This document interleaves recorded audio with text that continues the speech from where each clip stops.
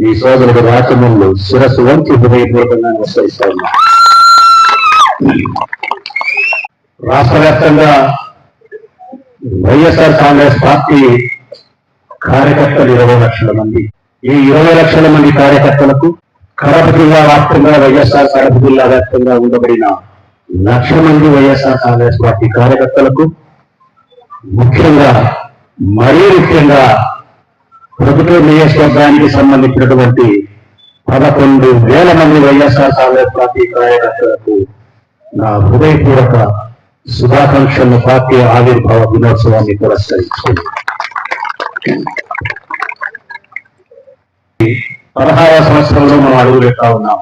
ఒక్కసారి మన పార్టీ పుట్టుక గురించి, ఇప్పటి వరకు జరిగిన సుదీర్ఘ ప్రయాణం గురించి మనం నెమరు వేసుకోవాల్సిన అవసరం ఉంది. మన నాయకుడి యొక్క సారత్నాల లోపలికి తీసుకుపోండి.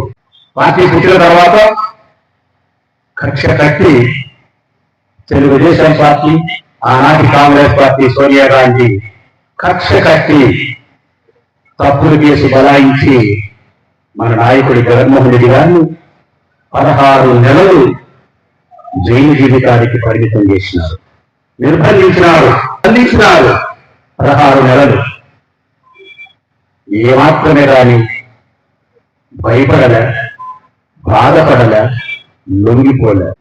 ఆయన జైలు జీవితాన్ని గడిపేప్పటికీ వారి శ్రీమతి భారతమ్మ గారు పార్టీ కార్యక్రమాలను కూడా భుజానికి ఎత్తుకొని ఒకవైపు చట్ట ప్రకారము మన నాయకుడు అందుకు భర్తైనటువంటి జగన్మోహన్ రెడ్డి గారిని సంరక్షించడానికి చురుకైన పాత్రను ఓ మహిళ పోషించింది.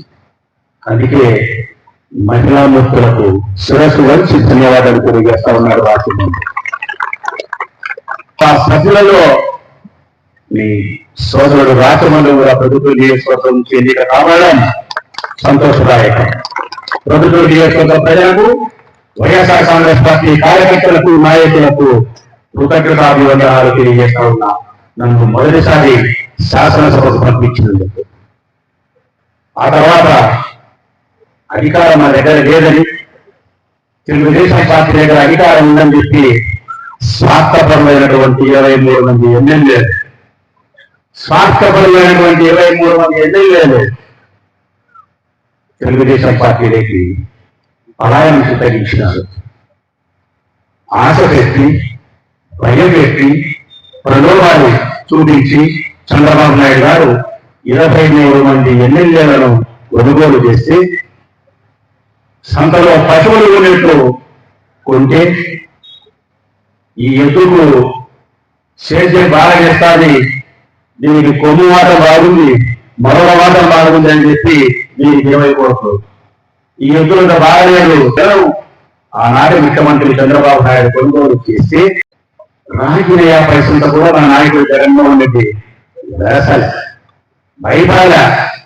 మేమందరం పోయి చెప్పినాం, 23 మంది ఎమ్మెల్యేలు మన వాళ్ళు పోతా ఉన్నారు, మన పరిస్థితి ఏమిటి, చివరికి ఎంతమంది నిలుతాం, రాజకీయంగా మన ఉనికి ఏమిటి అని చెప్పి ఎంతో ఆందోళన పోయినాం. ఆయన పట్ల ప్రేమ కలిగినటువంటి మేమందరం చిక్కటి చిరునవ్వు కలిగిన మన నాయకుడు ఒక్క మాట చెప్పినాడు, నాతో కూడా స్వార్థపరులైనటువంటి ఈ ఎమ్మెల్యేలు మన పార్టీని వదిలి నైతిక విలువలకు తిరుగుట సాధించి పరాయి పంచ రాస్తా ఉన్నారు. తిరిగి వచ్చే ఎన్నికల్లో ఈ 23 మంది ఎవరూ గెలిచారన్నా ప్రజలు బుద్ధి చెప్తారు. మనం భయపడాల్సిన అవసరం లేదు. ప్రజలు నమ్ముతున్నాం, వైఎస్ఆర్ కాంగ్రెస్ పార్టీ కార్యకర్తలు నమ్ముతున్నామని చెప్పి మొక్కబోని ధైర్యంతో, చిక్కటి చిరునవ్వుతో రాజకీయాలకి ముందుకు పోయినాడు మన నాయకుడు జగన్. తగ్గేదేలేదు. కారణం మా నమ్మకం జగన్, మా ధైర్యం జగన్, మా ప్రేమ జగన్. ఒక్క మాటలు చెప్పాలంటే మా త్యాగం జగన్ కోసమే, మా జీవితం జగన్ కోసమే.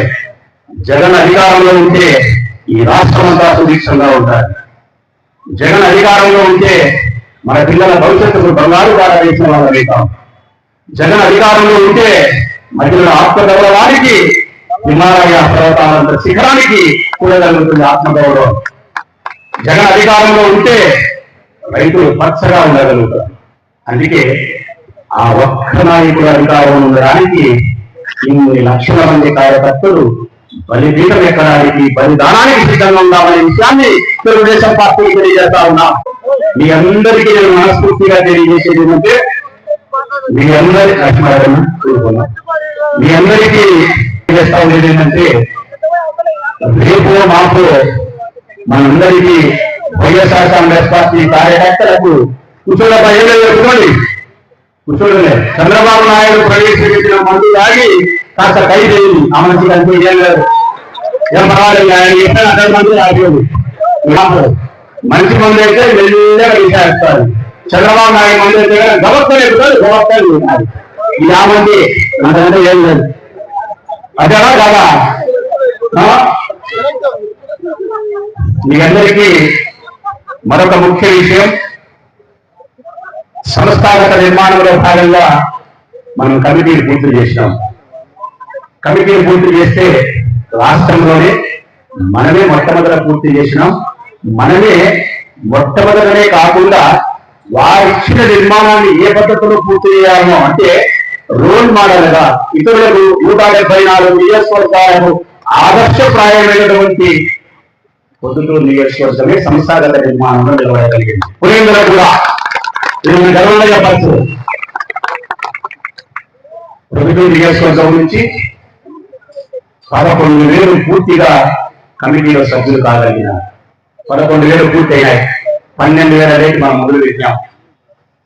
ఈ సందర్భంగా మీకు ఏం చెప్తానంటే ఐడెంటిటీ కార్డు మీకు ఇవ్వబోతా ఉన్నాం. ఐడెంటిటీ కార్డు ప్రింట్ అయితేనా మీరు చెక్ చేసుకుంటున్నారు. చాలా మంది ఫోన్లు చేసి ఉంచి అడుగుతా ఉన్నారు, నాకు చిన్న పదవి ఇచ్చినారు, వాడికి పెద్ద పదవి ఇచ్చినారు, ఆ కార్డులో చూసి వీడు ప్రెసిడెంట్, వీడి కమిటీ నెంబర్ ఓటని. పొరపాటు మిత్రులారా మీ అందరికీ బాగా చెప్తాన్నా. 11,000 మంది కమిటీలో సభ్యులు, జగనన్న సైన్యం, వైఎస్ఆర్ కాంగ్రెస్ పార్టీ ప్రభుత్వ నియోజకవర్గ కార్యకర్తల బలం 12,000 రేటు ప్రవేశించింది. ఈ 11,000 మంది సమానమే. ఈ 11,000 మందికి జగనన్న ప్రేమ సమానమే. బాధ్యతలు మాత్రమే వేరు. మీ బాధ్యతలు విడివిడిగా. మనుషులు ఏం పని చేయాలా? సోషల్ మీడియా ఇవన్నీ తెలుసుకోవాలి. వంశీ ఏం పని చేయాలా? పట్టణాధ్యక్షుడిగా మీ అందరికీ ఇన్ఫర్మేషన్ ఇవ్వాలా, మీతో మాట్లాడాలా. కళావతమ్మ దానం ఏం చేయాలా? మధ్యలో ఇన్ఫర్మేషన్ ఇచ్చి వీళ్ళందరినీ ప్రోగు చేయాలా. నరసింహారెడ్డి ఏం చేయాలా? ఇంకొక పని చేయాలి. అంటే ఒక్కొక్కరికి ఒక్కొక్క రకమైన బాధ్యతలను పార్టీ అప్పగించింది. కాబట్టి మీ బాధ్యతలు మీరు సక్రమంగా నెరవేర్చడంలోనే ఆ పదవులు తప్ప ఇందులో హెచ్చు లేదు, తక్కువ లేదు. జగనన్న ప్రేమలో మీకు హెచ్చు లేదు, తక్కువ లేదు. రేపటి పార్టీ అధికారంలోకి వచ్చినాక ప్రయోజనాల విషయంలో మీకు హెచ్చు లేదు, తక్కువ లేదు. ముఖ్యంగా రాజమండ్రి హృదయంలో 11,000 మంది వైఎస్ఆర్ కాంగ్రెస్ పార్టీ కార్యకర్తలైన మహిళలు, పురుషులు ఏవైతే ఉన్నారో మనస వాచ కర్మేణ శివభారత సాక్షిగా చెప్తా ఉన్నా, నాకు మీరే బిడ్డలు, మీరే స్నేహితులు, మీరే నా తల్లి, మీరే నా తండ్రి. నాకు వేరే కుటుంబం లేదు. ఇది నిజం, ఇది నిజం, ఇది నిజం. నా కుటుంబం మీరే. వైఎస్ఆర్ కాంగ్రెస్ పార్టీ కార్యకర్తలు, నాయకులే. ప్రభుత్వ నియోజకవర్గ ప్రజలందరికీ విజ్ఞప్తి చేస్తా ఉన్నా, నా కార్యకర్తల సమక్షంలో నా ముందున్న లక్ష్యం, నా ముందున్న బాధ్యత 3. నా జీవితానికి ఉండే లక్ష్యాలు 3. వీటి సాధించడం కోసం నా ధనాన్ని, నా మానాన్ని, నా ప్రాణాన్ని, నా సర్వస్వాన్ని పోగొట్టుకోవడానికి సంసిద్ధంగా ఉండాలి. అందులో మొదటిది, నా లక్ష్యంలో మొదటిది 2029 ఎన్నికల్లో జగనన్నను ముఖ్యమంత్రిగా చూడడమే, ముఖ్యమంత్రిగా ఆయన చేసుకోవడం కోసం ప్రభుత్వ నియోజకవర్గ సీట్లు ఆయన ఇవ్వడం కోసమే నా లక్ష్యం. నా రెండవ లక్ష్యం అత్యంత పవిత్రమైంది, అత్యంత గొప్ప లక్ష్యం. ఈ ప్రభుత్వ నియోజకవర్గంలో ఉండే 11,000 మంది వైఎస్ఆర్ కాంగ్రెస్ పార్టీ కార్యకర్తలైన మిమ్మల్ని పార్టీ అధికారంలోకి వచ్చిన తర్వాత పూలలో పెట్టుకొని చూసుకోవాలి. చూసుకుంటా, ఊళ్ళో పెట్టుకొని చూసుకుంటా. మిమ్మల్ని మీ ప్రయోజనాలను పరిరక్షిస్తా, మీ గౌరవాన్ని పెంచుతా, మీ నాయకత్వాన్ని పెంచుతా, మీ సామర్థ్యానికి ప్రతిఫలాన్ని ఇస్తా, మీ ఆర్థిక వనరులకు రాజమార్గం క్రియేట్ చేస్తా. ఈ 11,000 మందిలో ఏ ఒక్క కుటుంబం కూడా పేదరికంతో బాధపడకుండా ఆత్మగౌరవంతో ఆనందంగా తన కార్యాచరణతో జీవించడానికి రాచమౌళి ఏం చేయాలనో సర్వం చేస్తాడు. ఎంత చేస్తాడు సర్వం అంటే, బలిచక్రవర్తి తన కండలు గురించి ఇచ్చినట్టు ఆ సర్వస్థాయి 11,000 మందికి ఇస్తాను. ఇదే నా 2వ లక్ష్యం. ఇక 3వది, జగనన్న నాయకత్వంలో మనం సాధించిన అభివృద్ధి ఏమైతే ఉందో ప్రొద్దుటూరుకు, అది తెలుగుదేశం పార్టీ వచ్చిన తర్వాత వరదరాజరెడ్డి గారి నాయకత్వంలో పడకేసింది అభివృద్ధి. ఎక్కడ వేసిన గొంగలి అక్కడే మార్కెట్ ఆగిపోయింది. వైఎస్ఆర్ ఇంజనీరింగ్ కాలేజీ ఆగిపోయింది. పైప్ లైన్ వెనక్కి పోయింది. కాలువల ఆధునీకరణ వెనక్కి పోయింది. ఎస్ఎన్ఆర్ గవర్నమెంట్ కాలేజ్ అభివృద్ధి వెనక్కి పోయింది. గవర్నమెంట్ హాస్పిటల్ అభివృద్ధి వెనక్కి పోయింది. మెడికల్ కాలేజీ రాదా, అండర్ గ్రౌండ్ డ్రైనేజీ రాదా అని చెప్పినట్టు. అంటే మనము తెచ్చిన అభివృద్ధి కార్యక్రమాలు అసంపూర్ణంగా ఉంటుంది. ప్రొద్దుటూరు నియోజకవర్గ ప్రజలకు మాట ఇస్తా ఉన్నా, మా లక్ష్యంలో 3వది, ఆగిపోయి అసంపూర్ణంగా ఉన్న ప్రొద్దుటూరు నియోజకవర్గ అభివృద్ధిని సంపూర్ణం చేయడమే నా బాధ్యత. దీన్ని సంపూర్ణం చేయడమే కాదు, మార్కెట్ కడతాం, కాలేజీ కడతాం, పైప్ లైన్ కడతాం, మళ్ళీ కాలువల ఆధునీకరణ చేస్తాం. ఇంకా చెయ్యండి చెప్పని ఎన్నో అభివృద్ధి కార్యక్రమాలను ప్రొద్దుటూరుకు చేసి చూపిస్తాం. ఒక్క మాటలో చెప్పాలంటే 29 నుంచి 34 వరకు ఆ పరమేశ్వరుడు దయ వలన, ఈ ప్రజల ఆశీస్సుల చేత మనం అధికారంలోకి వస్తే తీర్థం 29 నుంచి 34 వరకు ఈ ప్రొద్దుటూరు నియోజకవర్గాన్ని అత్యంత సుందరీకరణగా, అత్యంత అందంగా, అవసరాలకు తగిన ప్రయోజనాలతో, ఆర్థిక అభివృద్ధితో దీన్ని బృందావనవనంగా ప్రొద్దుటూరు నియోజకవర్గాన్ని చేయడం కోసం నా సర్వస్వ రాజకీయ శక్తి సామర్థ్యాలను పరంగా పెట్టాలని ప్రజలు మాట్లాడుతా ఉన్నా. 34 తర్వాత ఈ నియోజకవర్గంలో అభివృద్ధి చేయడానికి పన్నెండు లేకుండా జగనన్న నాయకత్వంలో పనిచేసి ప్రజలు అందిస్తామని చెప్పి మాట ఇస్తా ఉన్నా. మన ఇంట్లో శుభకార్యం ఉంటే, నా ఇంట్లో శుభకార్యం ఉంటే ఈ 11,000 మంది ఇళ్లలో శుభకార్యమే. మీ ఇంట్లో ఎవరి ఇంట్లో శుభకార్యం జరిగినా అది మన 11,000 మంది కుటుంబాలకు సంబంధించిన శుభకార్యమే. మిత్రులారా, మీ అందరికీ బాధిస్తా ఉన్నా, ఏ పెళ్లి జరిగినా, ఏ పేదలు జరిగినా మన ఇంట్లో 11,000 మంది ఇన్వైట్ చేయండి. డబ్బులు కష్టమైతే పర్వాలేదు, చూస్తున్నాం, ఇబ్బంది లేదు. 11,000 మంది పెంచండి. ఎవరున్నా ఎవరు లేకపోయినా మన ఇళ్ళకి ఏ శుభకార్యానికైనా, ఏ కష్టాలకైనా ఈ 11,000 మంది ఉండాల్సిందే. ఇదే మన కుటుంబం. జగన్ వచ్చినారు, మనం పిలిచినది ఒక 20,000 మంది, 11-12,000 మంది కార్యకర్తలు, 2-3 మంది శ్రేణురాశులు, ఒక 2-3 మంది బయట ఉండే రాజకీయాలు, అంతా కలిపితే ఒక 18-20. ఆ రోజులో 50,000 మంది.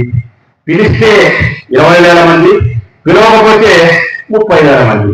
అది జగన్మోహన్ రెడ్డి.